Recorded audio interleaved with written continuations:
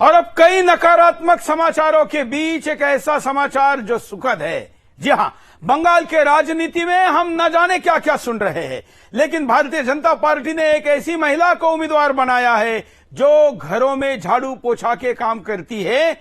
मैं मुंबई भाषा में कहूं तो काम वाली बाई को ही विधायक एमएलए बनाने का टिकट दिया है। महिला की आर्थिक परिस्थिति इतनी खराब है कि उसने जिन घरों में काम कर रही है उनको ही अब चुनाव लड़ने के लिए समय की छुट्टी मांगी है। झाड़ू पोछा के साथ सारे प्रकार के काम करने वाली महिला को किसी राष्ट्रीय दल ने, जहां पर चुनाव जीतने की संभावना है, ऐसी जगह से उम्मीदवार बनाना, ये उस दल का निश्चित अभिनंदन होना चाहिए। भारतीय जनता पार्टी के राष्ट्रीय अध्यक्ष नड्डा जी हो या उनके नेता अमित शाह हो या देश के प्रधानमंत्री मोदी जी के साथ बंगाल के अध्यक्ष दिलीप घोष का भी इसके लिए अभिनंदन है। अगर कोई और दल भी इस प्रकार का पहल करता है तो मैं उसका भी अभिनंदन करना चाहूंगा। देखते हैं आने वाले दिनों में और किसके टिकट में क्या दिखता है। देखिए पूरा रिपोर्ट।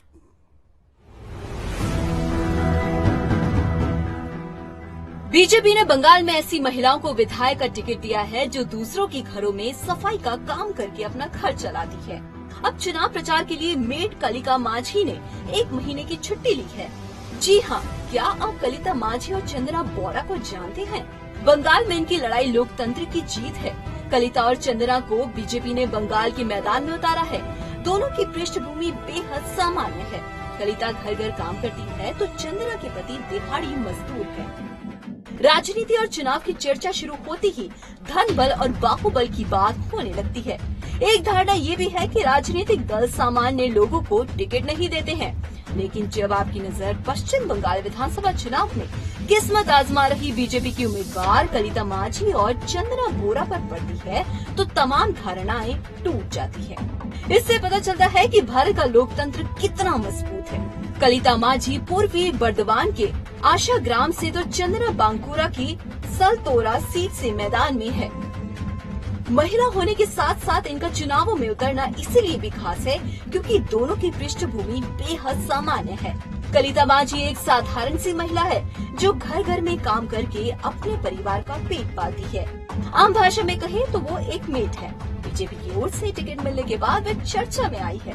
वे अपने प्रचार में कोई कसर नहीं छोड़ना चाहती, पर चूंकि रोज रोज काम निपटाने के बाद प्रचार करने निकलना उनके लिए थोड़ा कठिन था, इसीलिए उन्होंने चुनाव तक अपने काम से 1 महीने की छुट्टी ली है।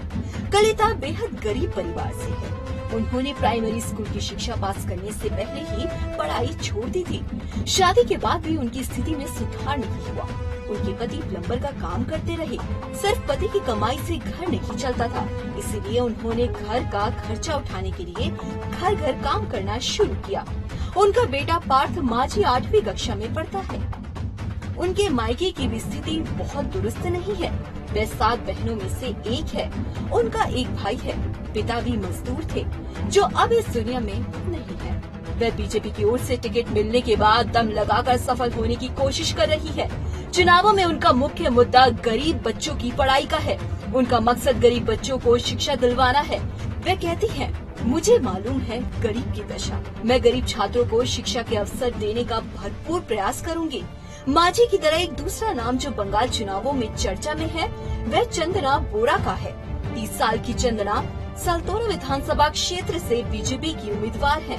संपत्ति के नाम पर चंद्रा के पास सिर्फ 3 बकरियां, 3 गाय और एक मिट्टी का घर है। घर में ना पानी आता है और ना शौचालय है। बैंक में कुल जमा 31,985 रूपए है। चंद्रा के पति दिहाड़ी मजदूर हैं। बहुत मेहनत के बाद भी दिन खत्म होते उनके पास सिर्फ 400 रूपए आते। जब मानसून के समय अन्य मजदूर काम पर नहीं आते तो चंद्रा खुद अपने पति की मदद करती है। दोनों के पास मनरेगा कार्ड है। चंद्रा के सपने ज्यादा बड़े नहीं हैं, लेकिन वह अपने घर में एक शौचालय चाहती है। अभी पिछले महीने ही उन्होंने प्रधानमंत्री आवास योजना की पहली इंस्टॉलमेंट से 60,000 रूपए में 2 कमरे बनवाए हैं। जिले की भाजपा सदस्य होने के बावजूद उनके लिए टिकट पाना बहुत बड़ी बात है। वह भगवा साड़ी में हर सुबह 8 बजे घर से निकलती है। साड़ी पर कमल का फूल होता है और साथ में उनका बेटा। वह लोगों को बताती है कि कैसे टीएमसी ने लोगों को लूटा। चंद्रा को टिकट मिलने की जानकारी स्थानीय लोगों से मिली। लोगों ने टीवी पर देख उन्हें जानकारी दी थी। वे कहती है, मैं गरीब परिवार से आती हूँ।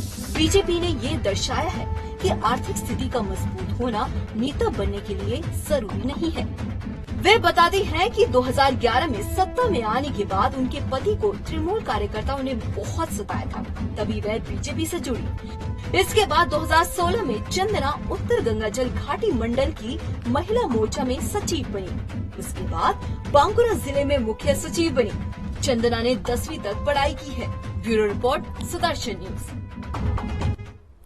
ऐसे समाचार सुनकर लगता है कि हाँ, लोकतंत्र अभी भी लोगों के हाथों में है। यहाँ के लोगों ने ऐसे जमीन से जुड़े हुए लोगों को विजयी बनाना चाहिए और ऐसे लोगों के हाथ में ही लोकतंत्र की कमान आनी चाहिए।